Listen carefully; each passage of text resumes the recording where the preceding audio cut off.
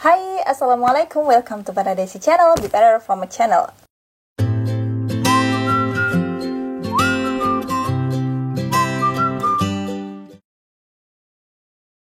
Halo gengs, sudah sekian lama aku nggak bikin video, akhirnya sekarang bikin video lagi menjelang tahun baru. Tapi kayaknya aku uploadnya ketika sudah tahun baru 2022. Sebelum aku lanjut buat ngomongin sesuatu di video ini, aku mau ngingetin teman-teman semuanya, menuju 20.000 subscriber aku akan ada giveaway berupa uang Rp400.000 untuk orang-orang yang beruntung. Itu totalnya ya. Jadi jangan lupa buat komen sebanyak-banyaknya di video-video aku, dan sebarin juga videonya ke teman-teman kalian. Oke, ditunggu nanti sampai 20.000 subscriber ya.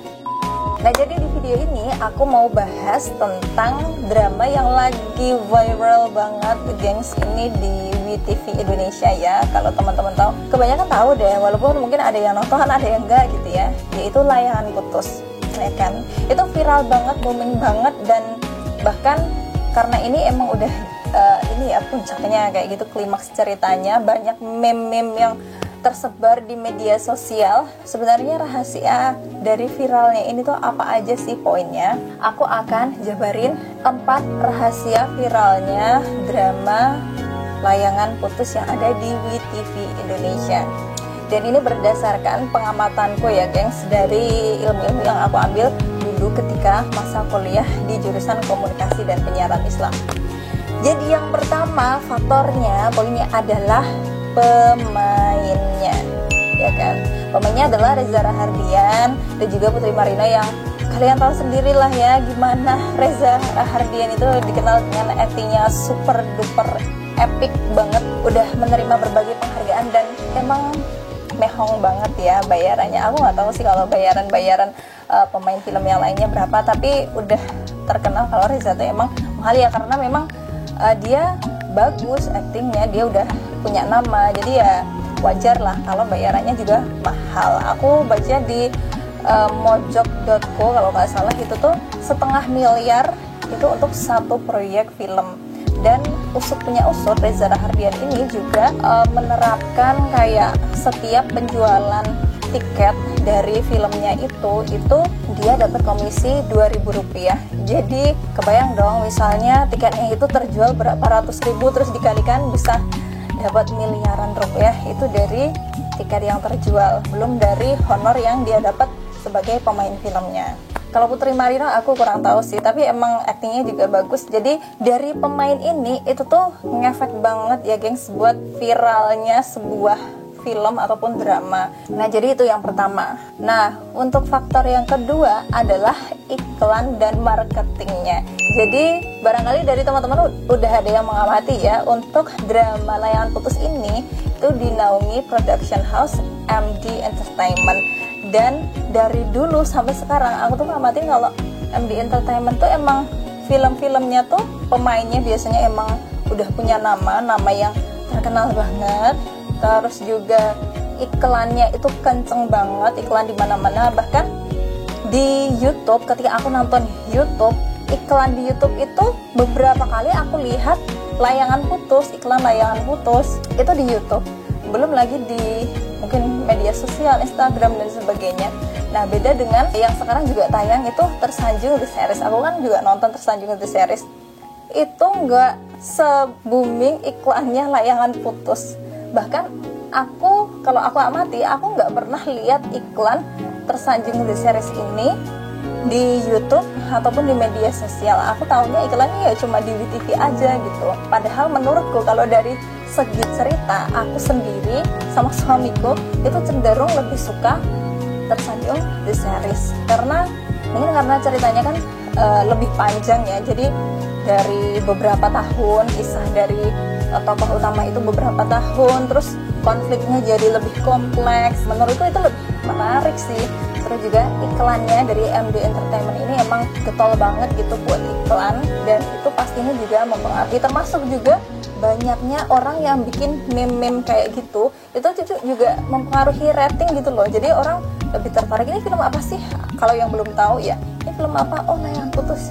Jadi kayak lebih dikenal orang lagi gitu. Nah, aku nggak tahu orang yang dibalik bikin meme-meme itu, yang misalnya yang sengaja bikin meme untuk pada awalnya itu apakah memang ada kaitannya dengan marketingnya MD Entertainment untuk drama Layangan Putus ini atau enggak. Nah, terus poin yang ketiga rahasianya adalah adanya konten, maaf ya, seks di dalamnya. Ya walaupun enggak maksudnya secara gamblang banget gitu ya, itu cukup vulgar untuk yang berusia di bawah 17 tahun. Kalau dalam ilmu komunikasi sebenarnya konten seks ini ya adalah salah satu konten yang menjual gitu loh. Kalau aku dulu tuh pernah belajar tuh ada nilai namanya nilai berita. Jadi sebuah berita itu akan ada nilainya ketika dia mengandung human interest misalnya, atau mengandung nilai kedekatan, atau mengandung nilai ketokohan misalnya yang diberitakan itu adalah orang nomor 1 di Indonesia, presiden misalnya, kan itu punya nilai berita daripada orang biasa.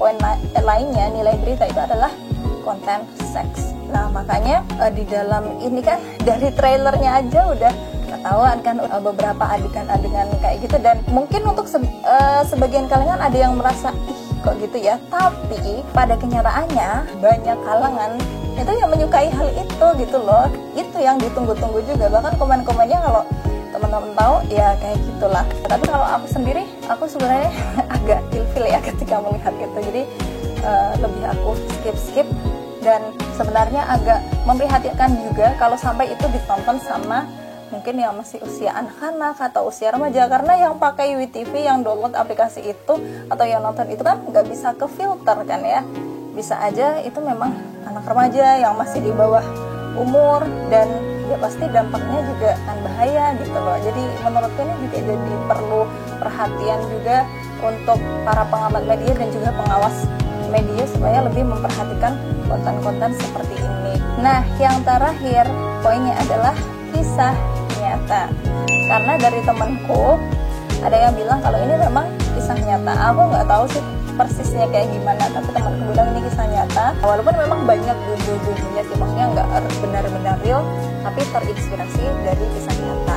Mungkin kalau film-film yang lain yang beredar di Indonesia itu banyak sih film perselingkuhan, tapi mungkin enggak yang diambil dari kisah nyata kayak gitu ya. Jadi sekedar karangan, walaupun memang dari karangan itu pun biasanya memang diangkat dari kehidupan-kehidupan yang ada kayak gitu loh. Nah sebenarnya kalau dari aku sendiri seperti yang aku bilang, aku kalau nonton film itu lebih ke ceritanya sih, maksudnya aku lebih suka ke melihat ceritanya, alurnya seperti apa daripada boomingnya film itu.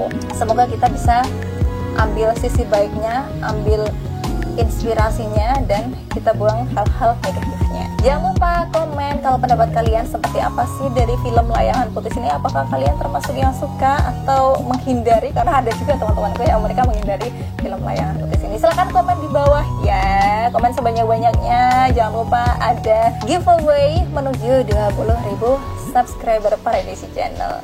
Oke, see you in the next video. Dadah. Wassalamualaikum warahmatullahi wabarakatuh.